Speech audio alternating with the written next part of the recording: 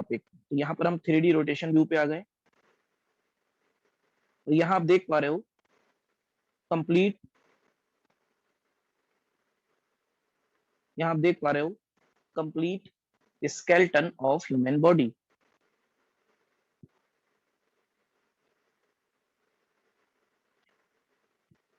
तो this is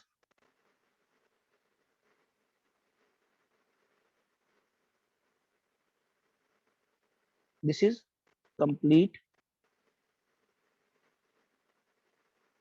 skeletal system.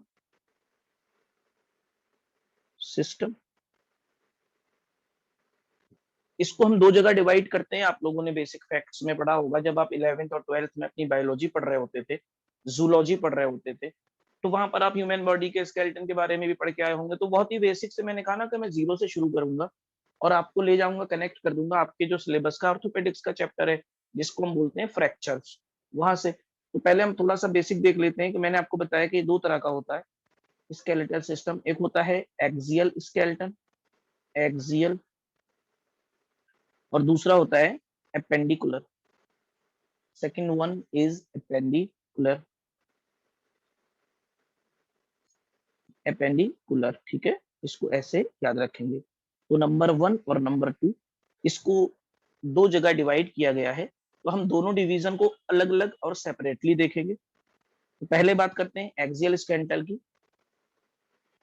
इसमें क्या क्या इंक्लूडेड है एक्सियल स्केलेटन में? तो नंबर 1 बात करेंगे एक्सियल की।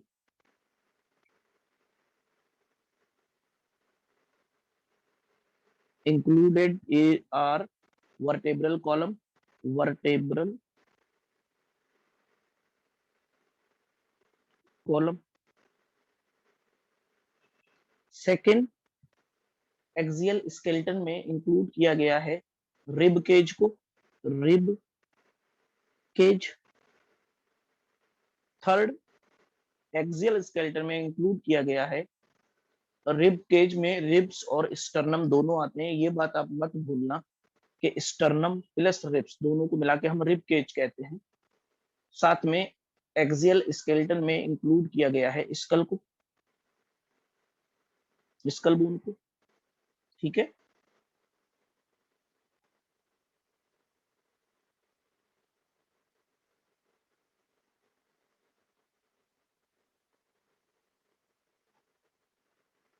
तो यहाँ पर जो आपने लॉन्ग बोन्स देखी हैं, जो अपर एक्सट्रीमिटीज हैं, जो लोअर एक्सट्रीमिटीज हैं, ये सारी की सारी हिप जॉइंट पे जाके कनेक्ट हो जाती हैं।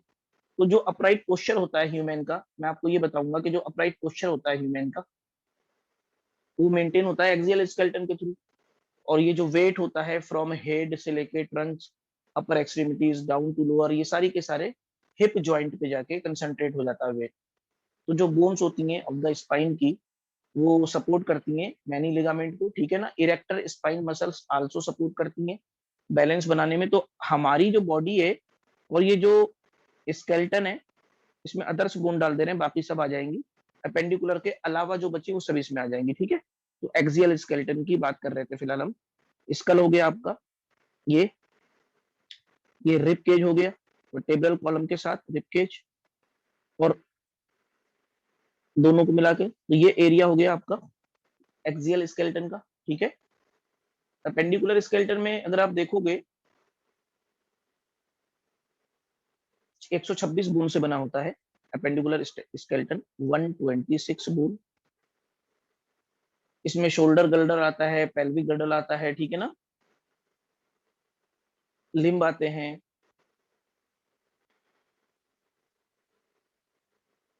Upper limb, lower limb, pelvic girdle और पेक्टोरल गर्डल, इन सबको मिला के हम बोलते हैं अपेंडिकुलर स्केलेटन। तो आप लोगों को ये ध्यान रखना है, आप लोगों को ये ध्यान रखना है कि कंफ्यूज नहीं होना है। एक्सियल स्केलेटन में मैंने आपको बता दिया क्या क्या इंक्लूडेड है और अपेंडिकुलर स्केलेटन में क्या क्या इंक्लूडेड है। ये सारी की सारी इन्फॉर्मेशन दोस्तों आप लोगों ने ऑलरेडी पढ़ रखी है। जैसा कि मैंने आपसे कहा कि आप 11th और 12th में थे, तो एनसीईआरटी में जब जूलॉजी पढ़ते थे और ह्यूमन के स्केलेटल सिस्टम को पढ़ते थे, तो वहां पर आपने इसका डिवीजन ऑलरेडी पढ़ रखा है। बट यहाँ मैं आपको एक 3D रोटेशन से समझाऊंगा कि किस तरह से हम इनको अलग अलग देख सकते हैं। तो मैं इसको थोड़ा सा जूम करता हूँ।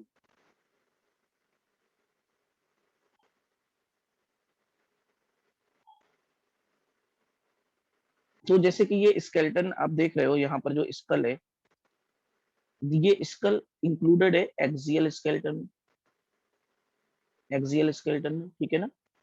ऐसे ही अगर आप इसको पीछे की तरफ घुमा दें तो ये वर्टेब्रल कॉलम आ जाएगा, और मैं इसको ऊपर ले आता हूँ थोड़ा सा। जब वर्टेब्रल कॉलम आ गया तो इसको भी इंक्लूड करेंगे एक्सियल स्केलेटन में, ये वर्टेब्रल कॉलम आपका जहां तक भी जाएगा, ठीक है, कॉक्सिक्स तक, ये इंक्लूड करेंगे एक्सियल स्केलेटन में। इसके अलावा अगर मैं फ्रंट पे थोरेसिक केज लेके आता हूँ, थोरेक्स, थोरेसिक रीजन, ये देखो, तो यहाँ पर आप देख पा रहे हो ये जो रिब है ये सारा का सारा एक पिंजरा जैसा है, केज जैसा एक स्ट्रक्चर है जिसमें आपके लंग्स और हार्ट सेफली प्रेजेंट होते हैं। और ये स्टर्नम है ह्यूमन का, तो जो स्टर्नम, ठीक है ना, स्टर्नम प्लस ये जो रिब्स हैं, इसके दोनों को कंबाइंडली हम रिब केज बोलते हैं, जैसा कि मैंने अभी आपको बताया था, रिब केज। क्लियर? ये था एक्सियल स्केलेटन का एक ओवरव्यू 3D रोटेशन के साथ। अभी हम बात कर रहे हैं एपेंडिकुलर स्केलेटन की। तो मैंने ये कहा कि pelvic girdle, pectoral girdle, upper limb और लोअर लिम्ब, सिंपल से। और साथ में आप क्या करोगे कि क्लेविकल को भी ले लोगे, उसको भी नहीं छोड़ोगे, स्कैपुला को भी नहीं छोड़ना है, ठीक है ना। तो arm, hand, pelvic girdle, leg, foot, ये सारे के सारे दीज आर अपेंडिकुलर स्केलेटन। तो एक तरह आप कैसे याद कर सकते हो, एक छोटा सा मैं आपको मेथड बताता हूँ कि जैसे आपने एक्सियल में क्या किया, तीन चीजों को रखा, ये स्कल को रखा, आपने स्टर्नम को रखा, आपने रिब्स को रखा, इन तीन को रखा, और वर्टेब्रल कॉलम तो पीछे चला गया, तो पीछे से ऐसे मैं घुमा के बना दे रहा हूँ, ये वर्टेब्रल कॉलम हो गया, ठीक। स्कल का यहाँ मैंने एस बना दिया, स्टर्नम का मैंने एस टी बना दिया, और रिब के लिए मैंने यहाँ आर बना दिया, और वर्टेब्रल कॉलम के लिए मैंने वी सी बना दिया। ये सारे के सारे इंक्लूडेड है एक्सियल स्केलेटन में। तो इसके अलावा जो भी बोन्स बची, आप ऐसे करके याद कर लो कि इसके सिवा जो भी बोन्स बची हैं वो सारी की सारी आ जाएंगी अपने आप ऑटोमेटिकली अपेंडिकुलर स्केलेटन में। क्लियर? ये दो बातें हो गई। फंक्शन की बात करते हैं थोड़ा सा। तो अगर फंक्शन की हम बात करेंगे, जैसे यहाँ पर देखो, ये आप देख पा रहे होगे, ये लिगामेंट भी साथ में आपको नजर आ रहा है, बहुत अच्छा आप इसको पहचानते हो, इस एरिया को। This is the joint of pubic symphysis, joint है ये, शॉर्ट में मैंने ज्वाइंट लिख दिया आई के बिना, ज्वाइंट ऑफ प्यूबिक सिम्फाइसिस, ठीक है, ये आप पहचानते हो। साथ में ये पेल्विस है, ये पेल्विक ब्रिम कहलाता है, आप ऑप्स एंड गायनी में पढ़ते हो उसको, पेल्विक ब्रिम, या इनलेट भी कह सकते हो, इनलेट। ये सारे के सारे जो बोन्स हैं इनको दो जगह डिवाइड करके रखना। अच्छा, जब बच्चा पैदा होता है तो मैं आपको एक चीज बताना भूल गया, जो मैं आपको दोबारा से याद दिला दे रहा हूँ। आपने खुद पढ़ा होगा, जब बेबी का बर्थ होती है बेबी की, तो हमारे दुनिया में जब बच्चा आता है, बेबी आता है, वो पैदा जब होता है एट बर्थ, तो कितनी बोन होती है एट बर्थ? उस वक्त होती है 270 बोन्स। तो एट बर्थ होती हैं 270 बोन्स, ये है ना। अब जब पर्सन एडल्ट हो जाता है, एडल्ट,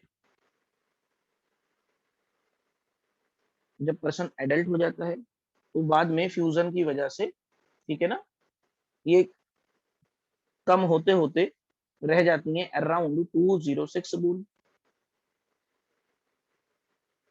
डिक्रीज होती हैं और रह जाती हैं 206 bone.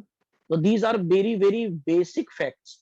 I want to repeat again, कि मुझे पता है कि आप लोगों ने ये ज्यादातर जो पॉइंट्स हैं ये पढ़ रखे हैं, मैं भी जानता हूं कि आप लोग 11 से पढ़ते आ रहे हो, बट मैं आपसे यही कहना चाह रहा हूँ, आई एम डूइंग के ये काम मैं कर रहा हूँ कि जीरो से लेके आपको कनेक्ट कर रहा हूँ वहां पर जहां पर फ्रैक्चर्स का टॉपिक स्टार्ट होगा। तो ये इतनी बातें आपने समझ ली होंगी, आई होप। इस 3D स्ट्रक्चर को मैं यहीं रोकता हूँ। आगे अभी हमारे साथ कई बार ऐसा होगा कि मैं आपको इस 3D रोटेशन व्यू से कई बार मैं फ्रैक्चर भी आपको समझाऊंगा, और कई बार मैं आपको बोन्स को सेपरेट करके उनकी स्ट्रक्चर भी बताऊंगा, ठीक है ना। तो दोनों बातें मैं बताऊंगा, बट अभी के लिए इतना रखता हूँ 3D व्यू। तो जब जब जैसे जैसे जरूरत होगी मैं वापस आ जाऊंगा। तो हम वापस चलते हैं। अपनी डॉक्यूमेंट के पास? दुनिया वापस आ गए स्केलेटल सिस्टम पे।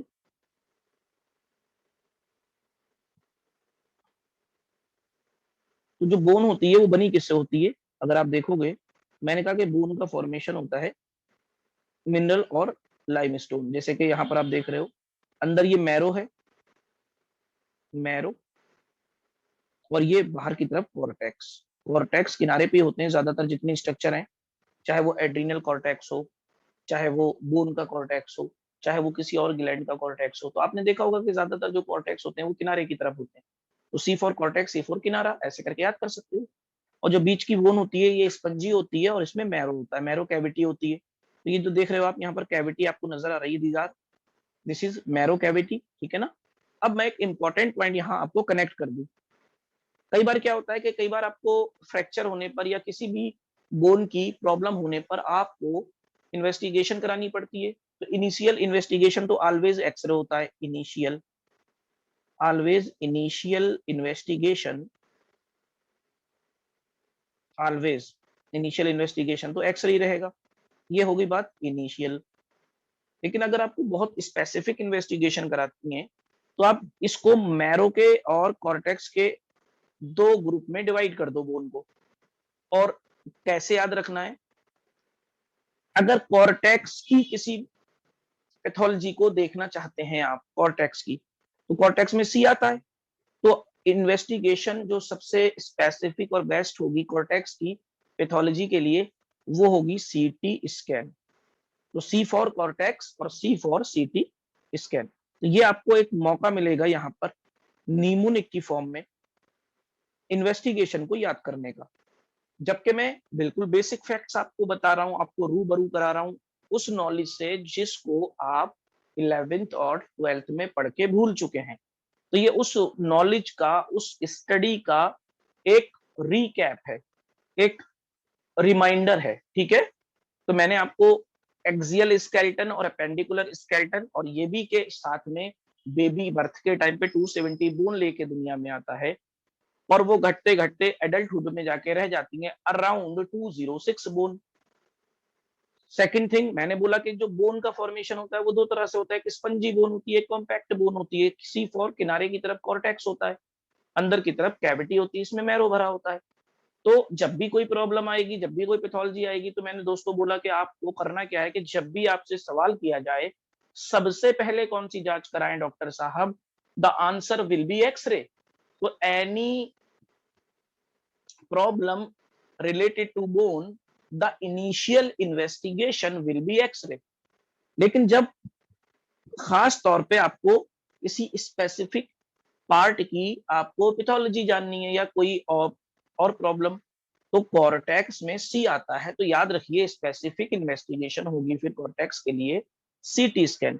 ऐसे ही मैरो में एम आता है, मैरो में एम आता है। तो अगर मैरो यानी कि मैरो का मतलब बोन मैरो या स्पंजी बोन, यहाँ की कोई एबनॉर्मेलिटी आपको देखनी है, यहाँ की कोई पैथोलॉजी आपको देखनी है, तो एम फॉर मैरो और एम फॉर एमआरआई।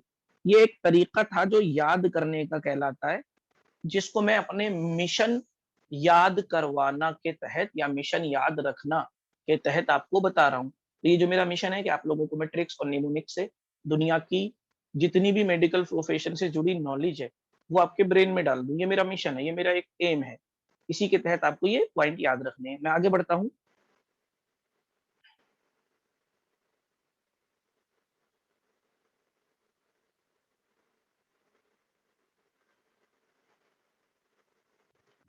तो जो स्केलेटन होता है 10 साल में रिप्लेस हो जाता है आपका, ठीक है। ये एक बड़ी ही खूबसूरत सी इमेज है और इंपॉर्टेंट पॉइंट है ये कि 10 साल में स्केलेटन, बर्थ से लेकर 10 साल की उम्र तक स्केलेटन में इतने चेंजेस आते हैं कि रिप्लेस हो जाता है अच्छा खासा वो। और एडल्टहुड तक रह जाती है 206 बोन, जैसा कि मैं प्रीवियसली आपको बता चुका हूँ। नेक्स्ट इज स्केलेटन का जो वेट है उसको जानते हैं। तो अगर आप स्केलेटल सिस्टम में कंप्लीट ह्यूमन स्केलेटन का वेट जानना चाहो पाउंड में, दिस विल बी 30 पाउंड। और 1 पाउंड होता है, जहां तक मुझे याद है, अगर मैं गलत नहीं हूं, अगर मैं भूला नहीं हूं तो 1 पाउंड 459 ग्राम का होता है। एक बार आप लोग भी चेक कर लेना। 459 ग्राम, जहां तक मुझे याद है, मुझे अभी भी याद है कि शायद मैं ये भूला नहीं हूँ, और 459 ग्राम का 1 पाउंड होता है। एक बार आप लोग भी चेक कर लेना। तो ये रहा आपका स्केलेटन से रिलेटेड एक बहुत ही बेसिक और छोटा सा डिस्क्रिप्शन, या कह सकते हो बहुत ही छोटे से बेसिक्स पॉइंट जो कनेक्टेड थे या स्टार्ट हुए थे 11th की एनसीईआरटी से और जीरो से, और यहाँ तक हम लोग उसका सफर तय कर चुके हैं। तमाम तरह के पॉइंट्स को समझते हुए आगे बढ़ते हैं।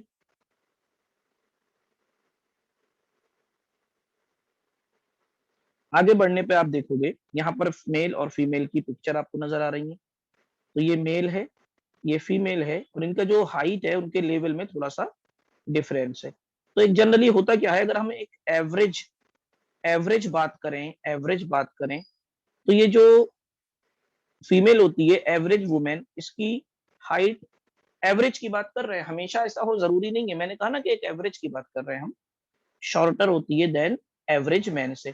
तो एक एवरेज वुमेन की हाइट 5 इंच कम होती है एक एवरेज मैन से। क्लियर? अब होता क्या है, एक पॉइंट बहुत इंपॉर्टेंट आपको मैं बताना चाहूंगा दोस्तों, कि जब आप लेटे होते हैं तो आपकी जो लंबाई होती है, हाइट होती है, वो ज्यादा लगती है उस वक्त, क्योंकि उस वक्त जो डिस्क होती है, वर्टेब्रल डिस्क होती है, वो रिलैक्स होती है। लेकिन जब आप डे टाइम पे आप मूवमेंट करते हैं, काम करते हैं, तो कंप्रेशन आता है डिस्क में, तो हाइट आपकी थोड़ी सी कम हो जाती है। अगर आप बहुत दिन भर बहुत ही ज्यादा काम कर रहे हैं, बहुत थकान आपको फील हो रही है, बहुत स्केलेटन में आपको जगह जगह पेन फील हो रहा है, मीन्स आप थके हुए हो, तो वो और ज्यादा सबूत है कि आपकी उस वक्त डिस्क काफी कंप्रेस हो चुकी होंगी। तो जब आप आराम करते हैं, रेस्ट करते हैं, तो वापस से स्केलेटन रिलैक्स हो जाता है, तो फिर से आपकी सुबह उठते हैं तो हाइट थोड़ी ज्यादा लगती है, फिर दिन भर काम करने की वजह से वो कम लगने लगती है। तो मैं इसको थोड़ा सा एक पॉइंट में बताना चाहूंगा, क्योंकि बिल्कुल आपको मैं बेसिक बता रहा हूँ, तो मैं बेसिक का ख्याल भी रखे हुए हूँ। ये पॉइंट बोलता है कि आप 1/4 इंच छोटे हो जाते हैं, 0.25 इंच, ठीक है ना, 0.25 कह दो या 1/4 इंच कह दो, दिन में, क्योंकि वर्टेब्रल डिस्क जो होती हैं वो कंप्रेस हो जाती हैं, जैसे कि मैंने अभी आपको बताया, साथ में डिहाइड्रेट भी हो जाती हैं। बस आप जैसे ही आराम करते हो, नींद लेते हो, बढ़िया से सो जाते हो, तो वापस से ये रिलैक्स हो जाती हैं और हाइड्रेट हो जाती हैं। तो जो 1/4 इंच की अभी शॉर्टनिंग आपके स्केलेटन में आई थी, वो रिकवर हो जाती है दोबारा से। अब हम एक एक करके वर्टेब्री के बारे में देखते हैं। तो सर्वाइकल वर्टेब्री से शुरू करते हैं। यहाँ पर आप देख पा रहे हो, अगर आप गिनना भी चाहोगे तो आप आराम से गिन पाओगे। एक, एक, दो, तीन, चार, पांच, छ और 7। तो टोटल 1, 2, 3, 4, 5, 6, 7। इसके लिए अगर हम देखेंगे तो जो ह्यूमन होते हैं उनकी जो सर्वाइकल वर्टेब्री होती है इन नंबर 7 होती है। क्लियर?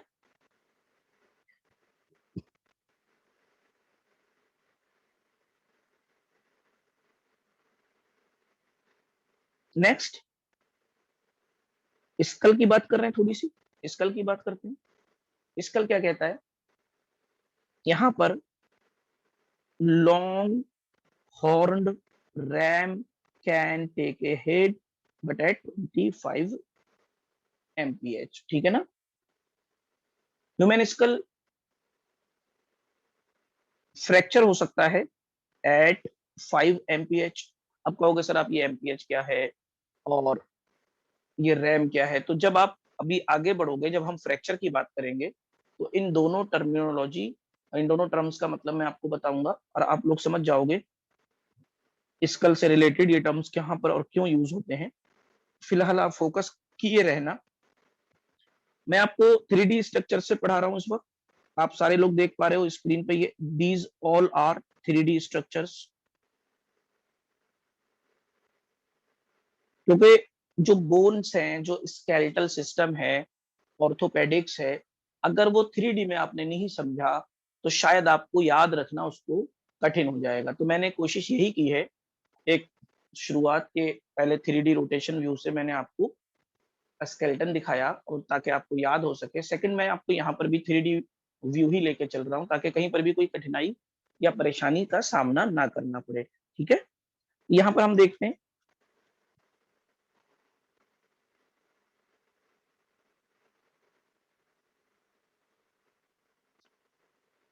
टोटल जो बोन्स होती हैं स्केलेटन के अंदर, हमने देखा अपर लिम्ब है, लोअर लिम्ब है।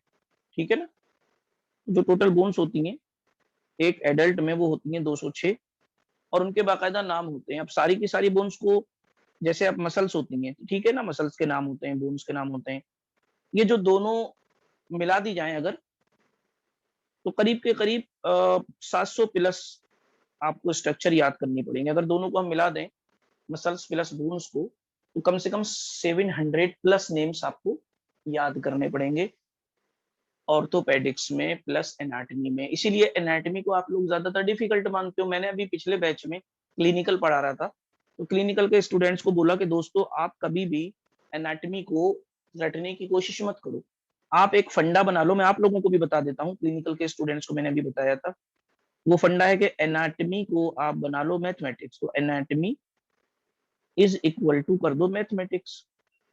और जब इसको आप मैथ्स बना लोगे तो ये आपके लिए बहुत इजी हो जाएगा। अब आप कहोगे सर एनाटॉमी को मैथ कैसे बना सकते हैं?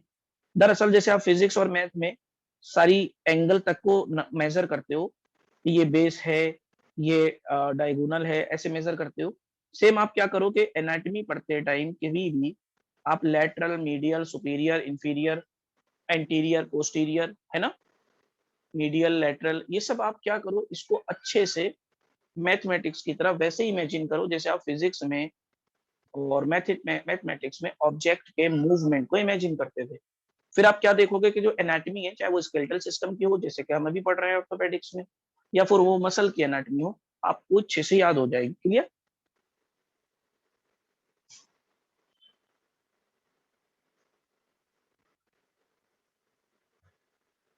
अब हम देखते हैं एक बेबी के और एक एडल्ट ह्यूमन के स्कल में क्या डिफरेंस होता है। दरअसल जब बेबी पैदा होता है, तो यहाँ पर जो ये फ्रंटल बोन होती है, देखो ये जो फ्रंटल बोन है एक और दो, ये बेबी में दो होती है, ठीक है, लेकिन एडल्ट पर्सन में फ्रंटल बोन एक अकेली सिंगल बोन होती है।